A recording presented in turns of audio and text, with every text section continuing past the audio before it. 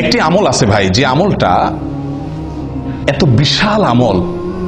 বিশাল আমল যে কয়েক মিনিটে আপনি হাজার হাজার বছরের রোজা রাখা, নফল সিয়াম পালন করা, হাজার বছর নফল সালাত পড়া, নফল নামাজ পড়া সওয়াব কয়েক মিনিট আপনি অর্জন করতে পারেন। বলবো পদ্ধতিটা? সুবহানাল্লাহ। নবী সাল্লাল্লাহু আলাইহি ওয়াসাল্লাম বলেন, মান গাসসালা ইয়াউমাল জুমআতি ওয়াক্তাসাল ওয়া বাক্কারা ওয়াবতাকার ওয়া মাশা ওয়া লাম ইয়ারকাব ওয়া দানা মিনাল ইমামি ফাস্তামা ওয়া লাম ইয়ালগু। যে ব্যক্তি 5টা কাজ করবে জুমার দিনে, শুক্রবার দিনে যে ব্যক্তি কয়টা কাজ করবে? 5টা কাজ।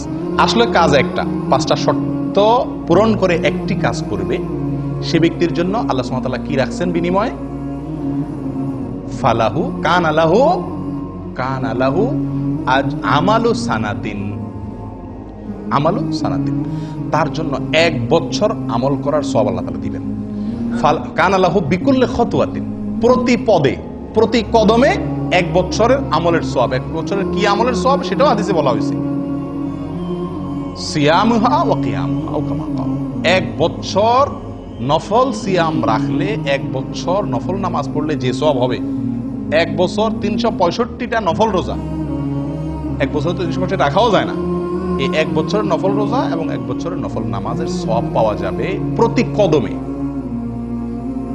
জুমার দিনে আপনার বাসা থেকে মসজিদে আসতে কত কদম দূরত্ব আছে সেটা আপনি যদি ধরেন 100 কদম দূরত্ব থাকে, এরকম তো আমাদের সবার এর বেশি থাকে, বরং 100 কদম দূরত্ব থাকে, আর 100 কদম হেঁটে আপনি মসজিদে আসছেন, 5 শর্ত পূরণ করে আপনি মসজিদে আসছেন 100 কদম পূরণ করে, তাহলে ওই জুমার দিনে ওই কয়েক মিনিট যে আপনি হেঁটে আসলেন, তার বিনিময়ে আপনি 100 কদমের বিনিময়ে কত বছরের নফল রোজা সওয়াব পাইলেন? 100 কদমের বিনিময়ে 100 বছর, 100 বছর নফল রোজা, 100 বছর নফল সালাতের সওয়াব পাইলেন ওই কয়েক মিনিটে। একটু চিন্তা করে দেখেন, 1 জুমা যদি এরকম হয়, 4 জুমা মাসে, 5 জুমা মাসে হয়, তাহলে আপনি 1000 বছরের আমলের সওয়াব তো শুধুমাত্র 1 মাসে আপনি কামাই করতে পারেন, এভাবে সারা জীবন। চিন্তা করে দেখেন কত বিপুল আমল করা সম্ভব এই একটি আমলের প্রতি লক্ষ্য করতে পারলে। আমলটা কি? জুমার দিনে গোসল করা সুন্দর করে, আগে মসজিদে আসা, আগে উঠা এবং মসজিদে আগে আসা। 3 নম্বর হলো পায়ে হেঁটে মসজিদে যাওয়া, গাড়িতে বা বাহনে না চড়া, একান্ত অসুবিধা না থাকলে পায়ে হেঁটে যাওয়া। 4 নম্বর হলো ইমামের কাছাকাছি চলে যাওয়া, দূরে না বসা, সামনাসামনি বসা, কাছাকাছি বসা।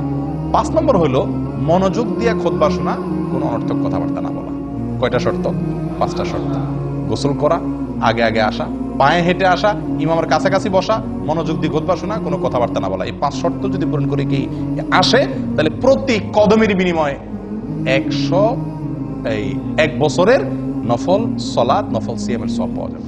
প্রিয় ভাইরা, মুহাদ্দিসিন ইকরামরা বলেন, হাদিস বিশারদ অনেক উলামা ইকরাম বলেন, যত হাদিস আসছে সওয়াবের কথা, এটাতে এই সওয়াব, এটাতে অনেক হাদিস আসছে না, শত হাজার হাদিস বর্ণিত হয়েছে। হাজার হাদিসের ভিতরে একটি হাদিসে পাওয়া যায় না এত অতিরিক্ত বিপুল পরিমাণ সওয়াব সংগ্রহের সুযোগ আছে যেটা এই হাদিসের মধ্যে আছে।